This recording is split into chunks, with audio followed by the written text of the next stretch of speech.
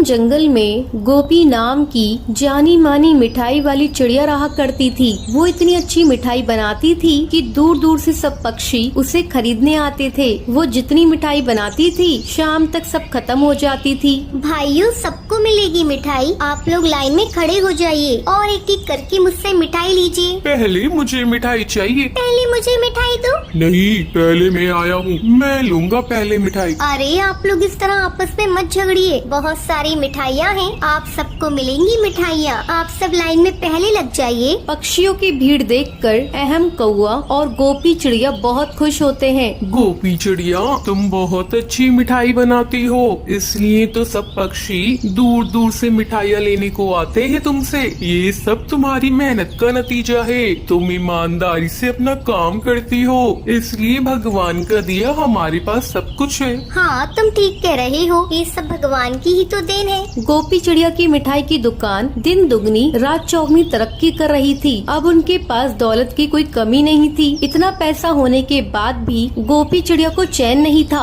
वो मन ही मन सोचने लगती है, इतनी मेहनत करती हूँ लेकिन पैसे बहुत कम बचते हैं। क्यों ना ऐसा किया जाए, लागत भी कम हो और मुनाफा भी ज्यादा हो। क्यों ना मैं तराजू के नीचे एक चुम्बक लगा दूं, जिससे मुझे मिठाई कम देनी पड़ेगी और पैसे भी ज्यादा मिलेंगे। ये सोचकर गोपी चिड़िया अगले दिन तराजू में चुम्बक लगा देती है। ऐसा करते हुए उसकी सास कोकिला कोयल देख लेती है। बहू, ये तो ठीक नहीं कर रही है। ग्राहकों को तू धोखा दे रही है। तू तो अच्छी तरह से जानती है ग्राहक भगवान का रूप होते हैं और तू भगवान को ही ठग रही है। बहू, ये तू ठीक नहीं कर रही है। जरा से पैसों के लिए तू अपने ग्राहकों को ठग रही है। अगर किसी दिन पकड़ी गई तो तू तो जाएगी ही जाएगी। मैं भी कहीं मुंह दिखाने लायक नहीं रहूंगी। इतने दिनों की बनी बनाई इज्जत मिट्टी में मिल जाएगी। चुप रहिए माँ जी, आप मेरे काम में दखल अंदाजी मत कीजिए। इस तरीके से मैं और दौलत कमाऊंगी। थोड़े से पैसों के लालच में गोपी चिड़िया की आंखों पर लालच का पर्दा पड़ चुका था। अब गोपी चिड़िया ग्राहकों को मिठाई कम देती और पैसे पूरे लेती थी।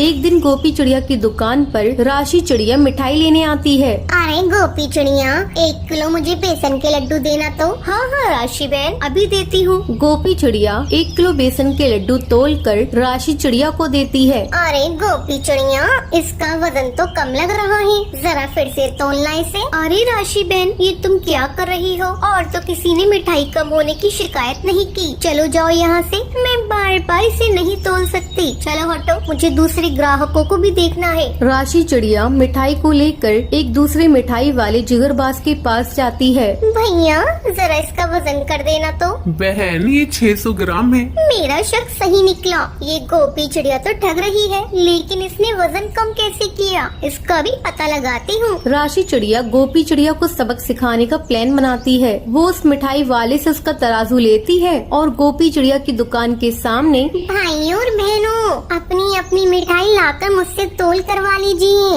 ये मिठाई वाली हम सबको उल्लू बना रही है। जब गोपी चिड़िया राशि चिड़िया की आवाज सुनती है, ये क्या नई नौटंकी है राशि चिड़िया? तुम मेरी दुकान के आगे क्या कर रही हो? चलो हटो यहाँ से, तुम्हें अभी पता चल जाएगा गोपी चिड़िया, मैं यहाँ कौन सी नौटंकी कर रही हूँ। कुछ ग्राहक राशि चिड़िया से अपनी अपनी मिठाइयों का तोल करवाते हैं। अरे ये मिठाई वाली तो हम सबको ठग रही है। ये तो वजन कम दे रही है और पैसे ज्यादा ले रही है। चलो इसे सबक सिखाते हैं। सभी ग्राहक गुस्से से गोपी चिड़िया को पीटने के लिए आगे बढ़ते हैं। तभी अहम कौआ वहाँ पर आ जाता है और उनसे माफी मांगकर आगे से ऐसा न करने का वादा करता है।